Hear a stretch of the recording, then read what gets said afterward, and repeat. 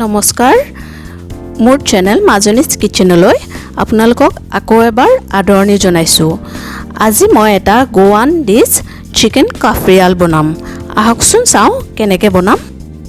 মোৰ ৰেচিপিটো যদি আপোনালোকৰ ভাল লাগে তেতিয়াহলে মোৰ চেনেলটো সাবস্ক্ৰাইব কৰিব আৰু জৰুৰ বেল আইকন প্ৰেছ কৰিব যাতে মোৰ নতুন নতুন ৰেচিপিৰ আপডেট আপোনালোকে পাই থাকে।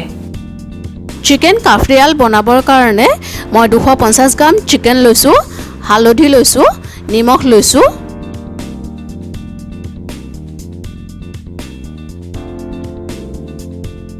নিমখ আৰু হালধি সৰু চামুচেৰে 1 চামুচ দিছো।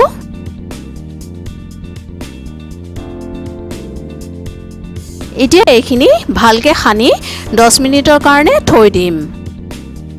চিকেন কাফৰিয়ালত ব্যৱহাৰ কৰিবলগীয়া বাকি ইনগ্ৰেডিয়েন্টখিনি হ'ল দুটা আলু লৈছো, ডাঙৰ মুঠায়ে এমুঠি মানধনিয়া কাটি লৈছো, 2 পিচ নেমু লৈছো, কেঁচা জলকীয়া 10টা লৈছো, 1 ইঞ্চ আদা লৈছো, 10 ফুটা নহৰু লৈছো, 1 টুকুৰা দালচেনি লৈছো, সৰু চামুচেৰে 1 চামুচ চাহি জিৰা লৈছো, 6টা লং লৈছো, 10টা গোটা জালুক লৈছো, এখিলা তেজপাত লৈছো। এতিয়া মই এই গোটেই ইনগ্ৰেডিয়েন্টখিনি মিক্সিত দি পেষ্ট বনাই লম।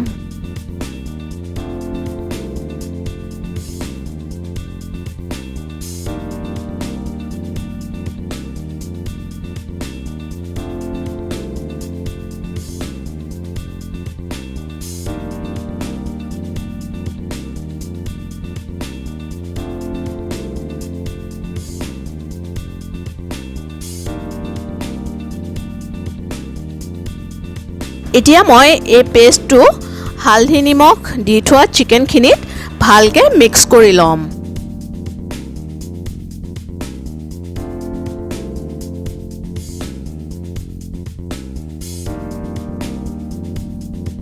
এই মেৰিনেটেড চিকেনটো মই আধা ঘণ্টাৰ কাৰণে থৈ দিম। এতিয়া মই আলু দুটা স্লাইচ কৰি কাটি লম।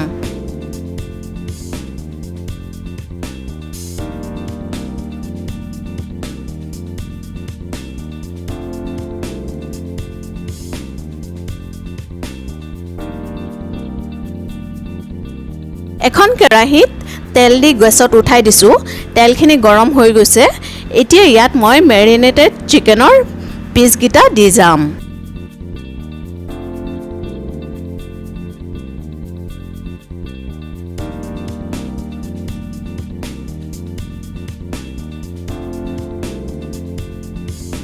চিকেনৰ দুটা সাইড ভালকে ফ্ৰাই হ'বলৈ দিম।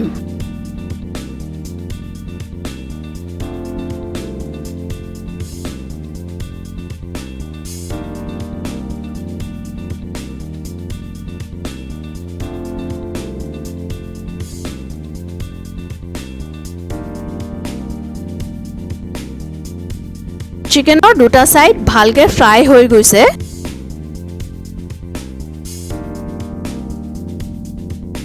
মেৰিনেট কৰি থোৱাৰ পাছত যিখিনি মছলা বাছি আছিলে সেইখিনিত মই অকমান পানী দি ইয়াত দি দিছো। আন্দাজ অনুসৰি অকমান নিমখ দি দিছো। এতিয়া মই 15 মিনিটৰ কাৰণে চিকেনখিনি ঢাকি দিম আৰু গেছটো মিডিয়াম ফ্লেমত কৰি দিছো। এক সাইডতে চিকেনখিনি হৈ আছে। এতিয়া মই এখন ফ্ৰাইং পেনত তেল দি গেছত উঠাই দিছো। ইয়াত মই স্লাইচ কৰি থোৱা আলুখিনি ফ্ৰাই কৰি লম।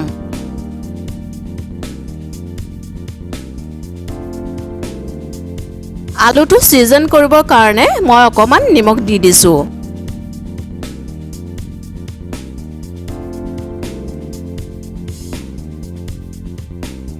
আলুখিনি উল্টাই দিছো।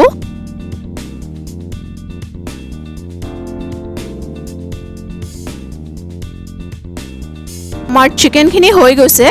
এতিয়া মই গেছৰ পৰা নমাই লম।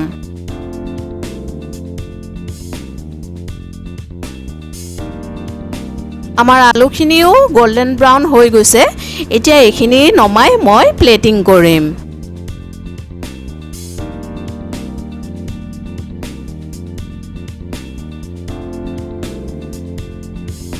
প্ৰথমে মই আলুখিনি এইদৰে দি লৈছোঁ।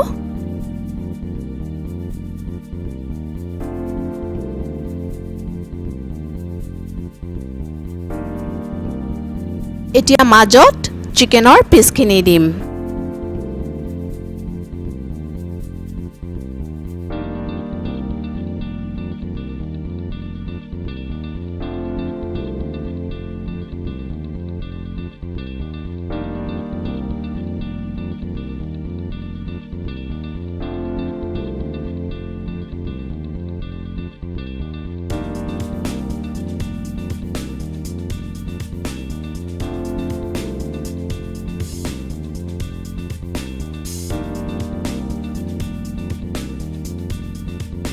এতিয়া ইয়াত মই অকমান মছলা দি দিম।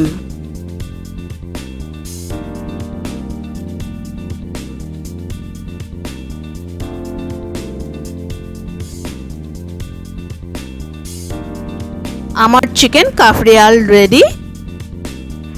ইয়াত মই ধনিয়া আৰু নেমুৰ পিচ দি গাৰ্নিছ কৰিছোঁ।